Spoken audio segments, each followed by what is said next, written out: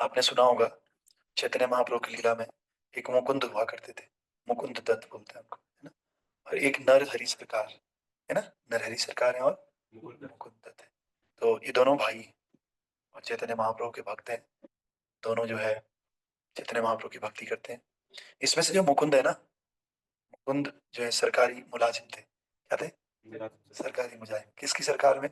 उस समय बंगाल में, पूरे बंग प्रदेश में जो है हुसैन शाह की सरकार चलती थी, है ना, नवाब हुसैन शाह। तो नवाब हुसैन शाह के यहाँ वैद्य के रूप में काम करते थे मुकुंद। किसके रूप में? वैद्य के रूप में काम करते थे। मुकुंद दत्त इनका नाम। सरकारी मुलाजिम थे। और इन्हीं के छोटे भाई नरहरि सरकार, है ना। तो नरहरि सरकार छोटे हैं, मुकुंद बड़े हैं, मुकुंद दत्त। और मुकुंद दत्त को रोज सुबह नहा धो करके तैयार होकर के राजा के पास जाना पड़ता है। राजा कौन है? हुसैन शाह, है ना। फिर नवाब के पास जाकर के नवाब की तबीयत देखनी पड़ती है। तो इन्हीं का एक बेटा था। उस बेटे का नाम है रघुनंदन आचार्य। तो जो मुकुंद है ना, ये शादी नहीं करना चाहते थे, घर ब्रह्मचारी रहना चाहते थे। तो भगवान ने आकर के इनको बोला कि नहीं, तुम शादी करो। चैतन्य महाप्रभु ने। क्यों? क्योंकि मैं तुम्हारे पुत्र के रूप में प्रकट होना चाहता हूँ, मैं तुम्हारा बेटा बनना चाहता हूँ। सोचो, किसी को ऐसे बोल दे भगवान, कितनी बढ़िया बात है। तो ये रघुनंदन आचार्य भगवान का ही अंश है, एक तरह से चैतन्य महाप्रभु का अंश है रघुनंदन ठाकुर। तो मुकुंद दत्त ने फिर विवाह कर लिया। विवाह करके इनका एक पुत्र हुआ, उसका नाम क्या है? रघुनंदन आचार्य। तो बहुत बढ़िया लाइफ चल रही थी। बोलते हैं ना, जीवन मजे में चल रहा है, जिंदगी मस्त मजे में कट रही है। तो मजे में जिंदगी कट रही थी। ये सरकारी नौकर थे मुकुंद, है ना। तो धन धान्य की कोई खास कमी थी नहीं। घर में इनके दादा परदादा सब जो है गोपीनाथ जी की सेवा करते थे। किसकी? गोपीनाथ विग्रह की सेवा करते थे। और रोज भजन, भगवान के शुद्ध भक्त थे। नौकरी करते थे वो बात अलग है, बहुत लोग हैं नौकरी करते हैं, लेकिन भगवान की शुद्ध भक्ति भी करते हैं, है ना। तो 4-5 लोगों को तो मैं ही जानता हूँ शुद्ध भक्त है और नौकरी करते हैं, अभी भी नौकरी करते हैं, है ना। तो ऐसे ही नौकरी करते थे राजा के यहाँ। लेकिन सुबह सारा प्रोग्राम, जैसे हम गीता क्लासेज वाले लोग सुबह उठ के भागवत करते हैं, पूजा पाठ मंगला आरती करते हैं, फिर अपने काम में जाते हैं, ऐसे ही मुकुंद दत्त भी नौकरी करने जाते थे बंगाल में हुसैन शाह के यहाँ।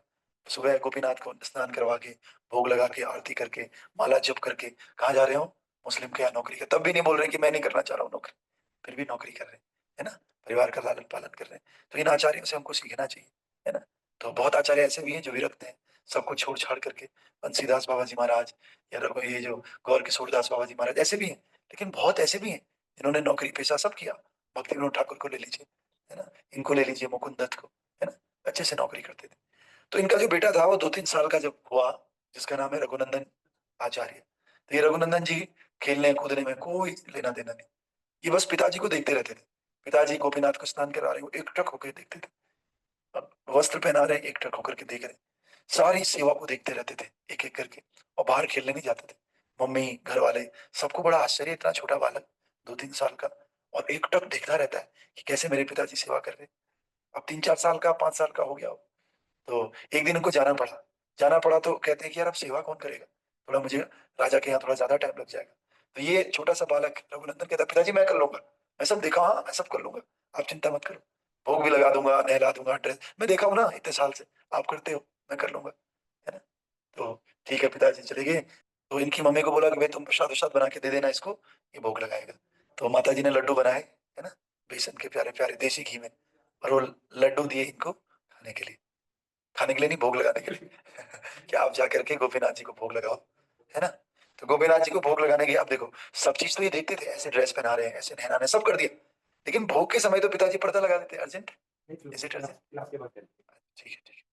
तो बाकी सब ठीक है, देखा था सामने सामने, लेकिन भोग के समय तो पर्दा लगा देते थे। अब पिताजी पर्दे के अंदर क्या करते थे नहीं पता, है ना। तो पर्दा लगाते थे, बोला यार चलो देखते हैं। भोग की थाली लेकर के गए अंदर गोपीनाथ जी के पास। पर्दा बंद कर दिया था, कोई मंत्र वंत्र थोड़ी जानते थे, सब 4-5 साल का बालक है ना। बोला ये तो मैं नहीं जानता हूँ अंदर। अब भोग लेकर के जा रहे हैं, चलो खिलाते ही तो होंगे। तो बोलते हैं आ जाओ खा लो, आजा खा लो। ये भी नहीं कि इनको आप करके बोलना है, आजा खा ले। तो ये खाता नहीं है, क्या करूं? बोला पिताजी, अच्छा, अरे तो पिताजी नहीं, कोई बात नहीं, मैं भी हूं ना, मैं ही तो खिला रहा हूं। देख, मम्मी ने देसी घी डाला है, साथ में बेसन के, बढ़िया, बहुत बहुत टेस्टी है। मार्केटिंग कर रहे हैं अपने लड्डुओं की कि एक खा के तो देख ले। और कहाँ भगवान आने वाले थोड़ी हैं। वो कभी विग्रह खाता है कि ये बोल के नहीं आए। फिर बोले देख तो आता है कि नहीं आता। कहते हैं कि देख मैं फिर नाराज हो जाऊंगा, तेरे से कट्टी हो जाऊंगा, कहते हैं मैं कट्टी हो जाऊंगा। तो कट्टी होके कहाँ भगवान आने वाले, नहीं, भगवान बहुत बुलाते हैं बुलाते हैं। फिर लास्ट में जब बच्चा है 3-4 साल का, जब कोई नहीं मानता है तो बच्चा क्या करता है, रोता है। एक ही हथियार है उनके पास, रोना शुरू कर देते हैं। तो रघुनंदन जी रोना चालू कर दिए, रो रहे हैं, कह रहे तू नहीं खाएगा तो मैं भी नहीं खाऊंगा। ऐसा बाल हट इन्होंने पकड़ लिया, बाल हट हो गया, और एकदम शुद्ध भाव से। कोई ऐसा नहीं है, छल कपट नहीं है हृदय में, शुद्ध भाव से रो रहे हैं रो रहे हैं रो रहे हैं। रो करके कह रहे हैं तू नहीं खाएगा तो मैं भी नहीं खाऊंगा, तो बस मैं ऐसे ही रहूंगा यहाँ पर। रो रो के जब ज्यादा रो गए, बाल हट हो गया, तो भगवान को हारना पड़ा। हार करके भगवान आए, बोला ला लड्डू खा लेता हूँ मैं। फिर ये शुद्ध देसी घी में बने हुए लड्डू भगवान ने एक खाया, तो क्या बोला, देख मैं तभी तो कह रहा था इतना रुलाया मुझे। तो खाने लगे। भगवान ने सारा लड्डू फिनिश कर दिया, फिनिश कर दिया, खुश हो गया, चल खा लिया। वो लड्डू थाली खाली थाल, माँ को आकर, माँ लो भोग लगा दिया मैंने। बोला प्रसाद कहाँ है, बोला कौन सा प्रसाद, सब खा गया। तो कह रहे नहीं, माँ ने सोचा अरे खुद खा लिया होगा, बच्चा है छोटा, है ना, खा लिया होगा तो क्या कर सकते हैं, ठीक है मेरे बच्चे ने खा लिया, कोई बात नहीं। शाम को पिताजी आए, पूछे भाई ठीक सब सेवा कर दिया, बोला हाँ सब सेवा कर दिया था। अच्छा तो लाओ कुछ प्रसाद प्रसाद का है, बोले प्रसाद तो खा लिया सब। माँ को पूछा कहाँ है प्रसाद, बोले मुझे मुझे भी खाली थाल दिया, यही खा लिया होगा, मुझे भी नहीं मिला प्रसाद प्रसाद। बोला ऐसा तो नहीं हो सकता है। बोले रघुनंदन सच सच बताओ कहाँ है प्रसाद, तुमने खा लिया ना। बोला नहीं मैंने तो नहीं खाया पिताजी। तो फिर कहाँ गया, बोला गोपाल ने खा लिया, गोपीनाथ ने खा लिया। बोला ऐसे हो नहीं सकता, हमारे दादा परदादा इतने पीढ़ियों से सेवा कर रहे हैं, आज तक तो खाया नहीं, और तू आज पहले दिन सेवा किया और खा लिया। बोला ये तो हो नहीं सकता कि विग्रह खा ले, और ये हो नहीं सकता कि ये झूठ बोले, ये झूठ भी नहीं बोलता है, क्योंकि पता था ना बेटा झूठ नहीं बोलता है। तो ये क्या कहानी है इसके पीछे। वास्तव में अगर भगवान खाने लग जाए ना, तो हम लोग भोग भी नहीं लगाएंगे। हम भोग इसलिए लगाते हैं, भगवान खाते नहीं। भगवान खाने लग जाए तो आप लगाओगे क्या भोग, नहीं लगाएंगे ज्यादातर लोग, बोलेंगे ना ना ना भोग नहीं लगाना, वो तो खा जाते हैं। है ना। तो इसलिए आपको क्या करना है, उन्हें पता किया, देखते हैं, बोला एक दिन और सेवा करो। माँ को बोला कि ठीक है भाई, इसको ये बना के देना, वही लड्डू बना के देना फिर से, है ना, और मैं बहाना करूंगा कि मैं जा रहा हूँ। और इसको बोला रघुनंदन को कि चलो भाई रघु, तुम आज फिर से सेवा कर लो, मुझे फिर से किसी काम से जल्दी जाना पड़ रहा है। लेकिन गए नहीं, कहीं जाना था नहीं उनको, गए नहीं और छुपे रह गए घर में। और बोला करो, रघुनंदन ने बढ़िया सब सेवा किया। फिर भोग लगाने की बारी आ गई, और पर्दा बंद कर दिया। पर्दा बंद करके फिर बोलने लगे ला, आज फिर वही लड्डू है, पिछली बार खाया था ना, आजा आजा खा लेते हैं। नहीं आए, वो तो जानते हैं कि भाई पीछे कोई छुपा हुआ है। रघु को तो नहीं पता, लेकिन भगवान तो सब जानते हैं, पीछे से देख छुपा हुआ है तेरे पिताजी। तो नहीं आए, तो थोड़ा रिक्वेस्ट किया, अरे आ जाना, नहीं आएगा तो देख मैं फिर रोऊंगा पिछली बार की तरह, है ना, फिर तुझे आना पड़ेगा, तो अभी आ जा। तो भगवान आ गए, फिर से आ गए, लड्डू खा रहे। तो बोला देखा ना, आता नहीं है, इतने टेस्टी लड्डू है, इतनी लेट क्यों करता है तू, समझ रहे हो, आ जाया करना सीधे, अच्छा लग रहा है ना लड्डू। ये सब सुन रहे हैं पिताजी बाहर से, पर्दे के बाहर से, सोच रहे हैं यार ये बात तो कर रहा है, ये किससे बात कर रहा है, और क्या सच में भगवान अंदर है। मैं काम करता हूँ, जाके देख लेता हूँ। जैसे ही उन्होंने पर्दा खोला, पर्दा खोल करके देखा गोपीनाथ जी नीचे बैठे हुए हैं।